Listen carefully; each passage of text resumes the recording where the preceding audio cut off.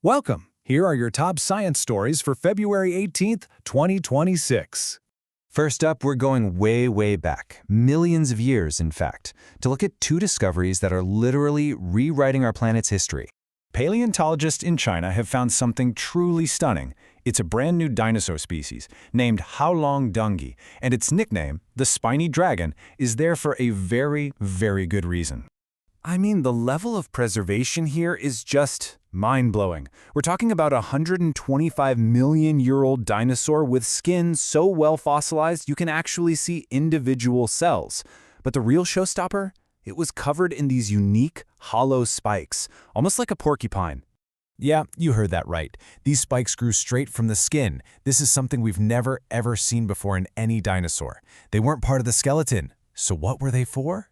Well, scientists think they could have been for defense, maybe to help control its body heat, or even to act like feelers to sense its surroundings. Okay, so staying with our planet's ancient past, let's go from the surface deep down into the Earth's mantle, because researchers have just cracked a huge geological mystery. What's really going on with Antarctica's massive gravity hole? This thing is officially called the Antarctic geoid low, and it's the strongest one on the entire planet. What does that mean? It's basically a giant area where gravity is just weaker. And because of that, the sea level around Antarctica is literally lower than the global average. So you're probably wondering, how on earth did they figure this out? Well, they used something called seismic tomography. One of the researchers, Alessandro Forte, put it perfectly. He said, it's like doing a CT scan of the Earth, but instead of X-rays, you use earthquakes. By tracking those seismic waves, they could finally map what's moving around deep under Antarctica. And their model tells a fascinating story. It shows this gravity low used to be pretty weak, but then between 50 and 30 million years ago, it got way more intense. Why? Because a massive blob of hot, lighter rock started rising up from the mantle. And what's really interesting is that this time frame lines up perfectly with when Antarctica started building up its huge ice sheets. All right, let's switch gears from geology to biology, because scientists have just solved a major paradox about the origin of, well, all complex life. We're talking everything from plants and animals to us. So here was the puzzle. We think complex cells started when one ancient microbe basically absorbed another microbe that needed oxygen. The problem? We always thought those ancient ancestors, called Asgard Archaea, hated oxygen and only lived in places without it. So how could these two have ever gotten together in the first place? Well, a new study in the journal Nature has the answer, and it turns the old idea on its head.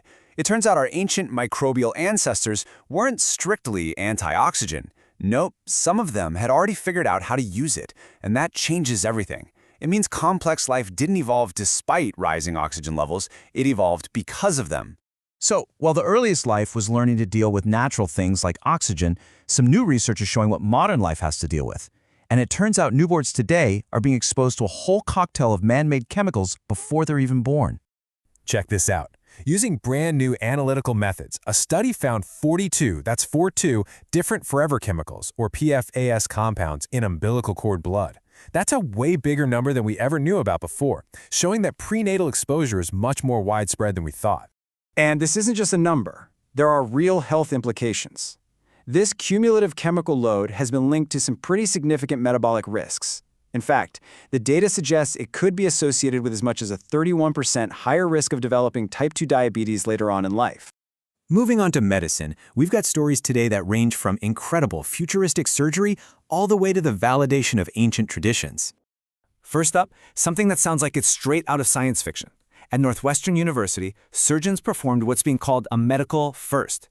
They kept the patient alive after completely removing both of his infected lungs. For 2 full days, 48 hours, this 33-year-old man had no lungs in his body. He was kept alive by a revolutionary, custom-built artificial lung system, which acted as a bridge until a donor organ was finally ready for transplant. Now, this wasn't just a standard life support machine. The custom system they built did more than just oxygenate his blood. It was also designed to actively support his heart, basically creating the pressure the heart would expect if the lungs were still there. And that was the critical piece that kept his heart stable inside that empty chest cavity. Just a quick pause here. If you're finding this update useful, we'd really appreciate it if you took a second to like this and subscribe to the channel for more. Okay, so from high-tech surgery to ancient wisdom, a major clinical trial has just confirmed the power of an 800-year-old Chinese mind-body practice called Badan Jin. The results are pretty amazing. They found that its 15-minute routine is just as good as brisk walking when it comes to lowering blood pressure. And finally, let's look ahead to the future of medicine, which is looking more and more like it's going to be powered by artificial intelligence. The pharmaceutical giant Merck and the Mayo Clinic just announced they're teaming up in a big way. Their goal? To use AI to supercharge the hunt for new drugs. Here's how it's going to work. They're taking Mayo Clinic's massive library of anonymous patient data and feeding it into Merck's AI models.